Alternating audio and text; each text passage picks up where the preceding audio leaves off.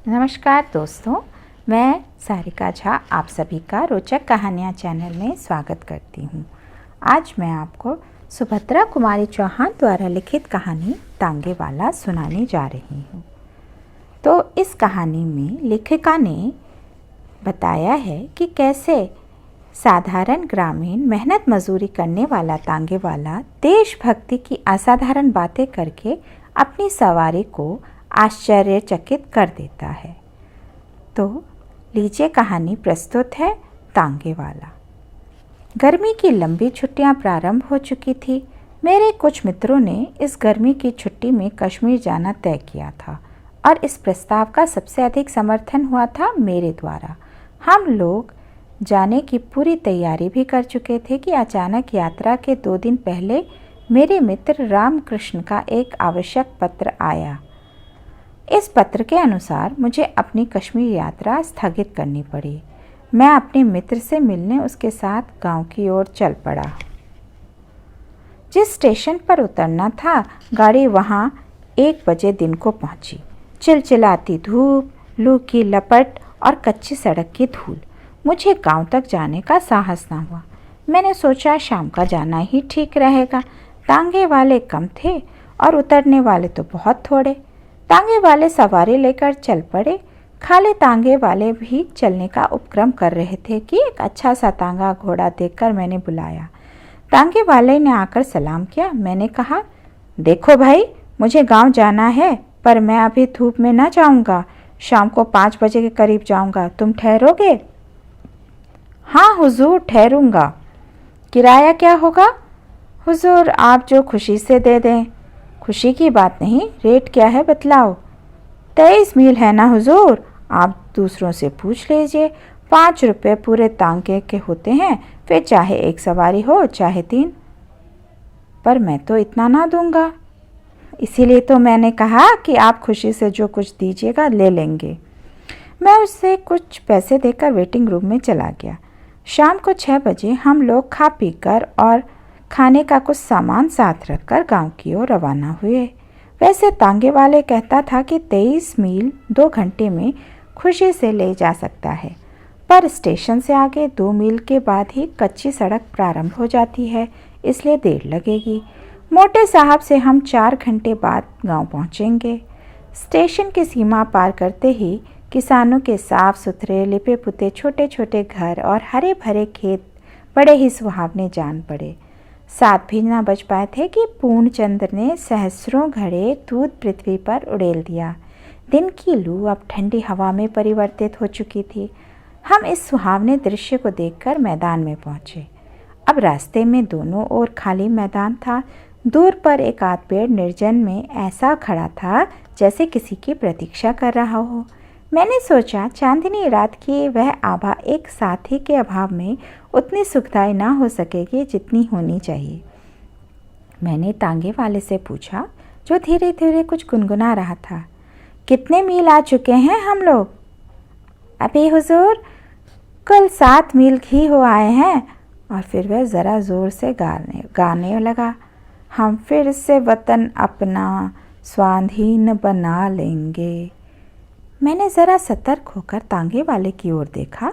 खद्दर का कुर्ता, गांधी टोपी उसके सिर पर थी। मैंने सोचा इसलिए यह स्वाधीनता के गीत गाता है। मैंने तांगे वाले से पूछा, कितने दिनों से तांगा हाँकते हो तांगे वाले?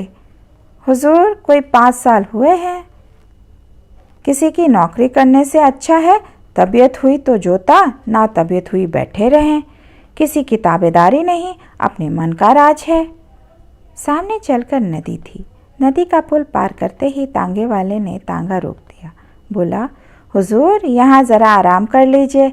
नदी का पानी भी बहुत साफ और मीठा है। कहते हैं सन 57 के गदर में तात्या टोपे दुश्मनों की सेना को चीरते हुए यहीं से नदी के पार चला गया था। तात्या टोपे? मैंने मन में सोचा, इसे इतिहास का भी कुछ ज्ञान है।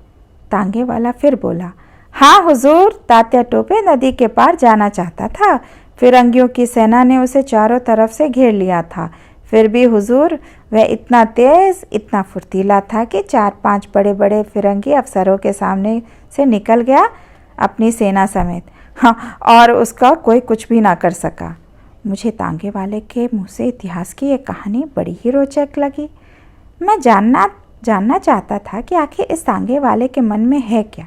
मैंने पूछा, फिर क्या हुआ? और मैं तांगे से उतरकर उसके पीछे पीछे चल दिया। वह बोला, सन 57 के गदर में अगर हिंदुस्तानियों ने एक होता तो पासा ही पलट जाता, पर तकदीर और फूट जो ना कराए सो थोड़ा। मौलवी अहमद शाह और तात्या टोपे सरीखे देशभक्त वीरों को भी हम ही में से धोखेबाज लोगों ने धोखा देकर दुश्मनों के हवाले कर दिया। खून खौल उठता है हुजूर यह बात सोचकर।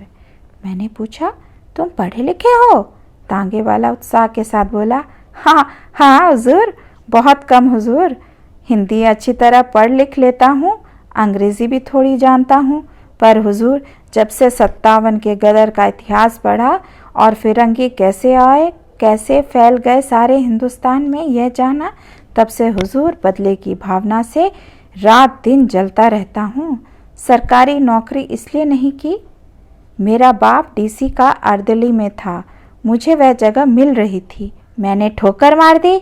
माँ बाप नाराज़ हो गए, मैंने घर ही छोड़ दिया और तब से यहाँ हूँ, यह तांगा चलाता हूँ।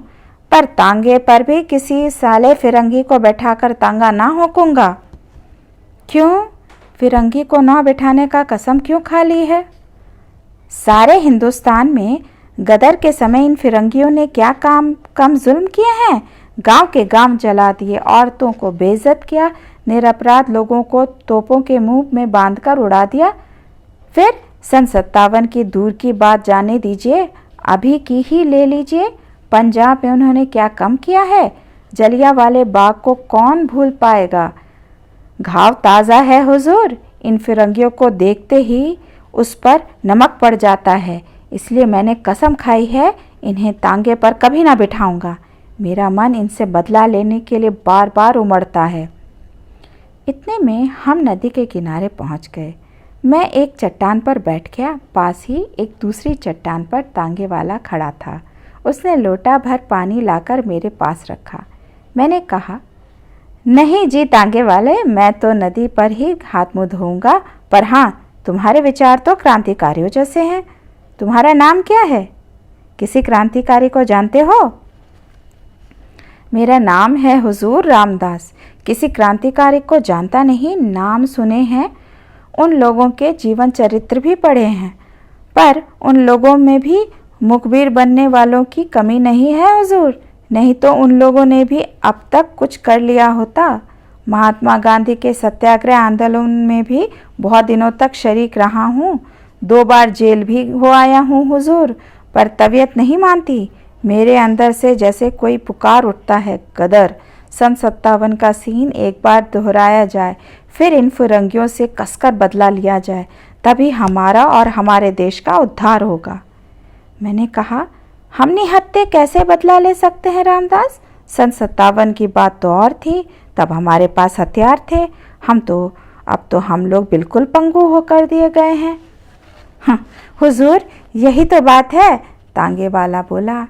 हमने ज़बान खोली, हमारे ही भाई बंधु हमें गिरफ्तार करने पहुँचे, हमारे ही में से हमें सज़ा सुनाने वाले आए, हम ही में से हम पर पहरा रखने वाले आए। अगर यही सब एक मत होकर एक साथ काम करे तो हुजूर हथियार उठाने का भी काम ना पड़े, हमारा स्वराज हमारी मुट्ठी में जानिए। लेकिन 10 अगर सच्चे जी से काम करने को तैयार रहें तो 20 धोखा देने वाले तैयार रहेंगे। अगर हिंदुस्तानियों में एका ही होता तो क्या मुट्ठी भर विदेशी हम पर शासन कर सकते? तांगे वाले ने एक दीर्घ सांस ली और हम दोनों उठकर नदी में हाथ मुंह धोने लगे। इसी समय बड़े ही करुण स्वर में किसी के गाने की आवाज़ आई। हम गरीबों का खुदा नींद में सोया होगा, हम गरीबों का। थोड़ी देर बाद जिधर से गाने की आवाज़ आई थी उधर से बिलक बिलक कर रोने की आवाज़ आने लगी। मैं चौंक कर देखने लगा।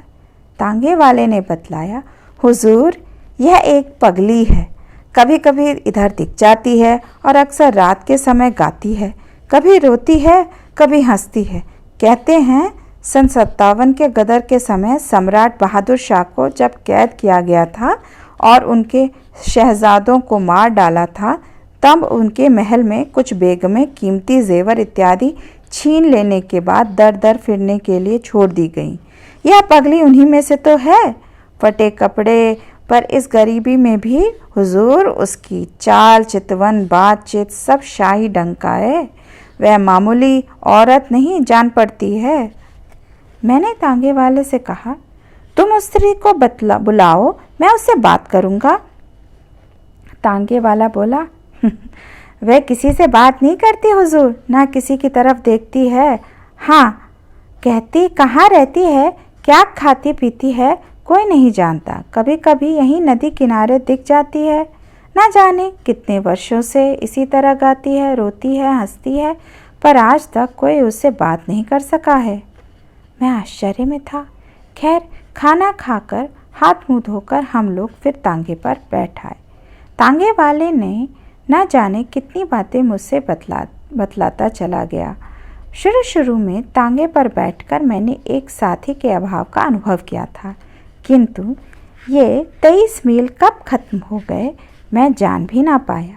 गांव में पहुंचकर जब तांगे वाले ने मुझसे पूछा, यही गांव है हजूर, किसके मकान पर चलना है, तब मैंने जाना कि 23 मील की यात्रा समाप्त हो गई। तो अगर ये कहानी आपको पसंद आई है तो आप इसे लाइक करिए और मेरे चैनल को सब्सक्राइब करिए। धन्यवाद।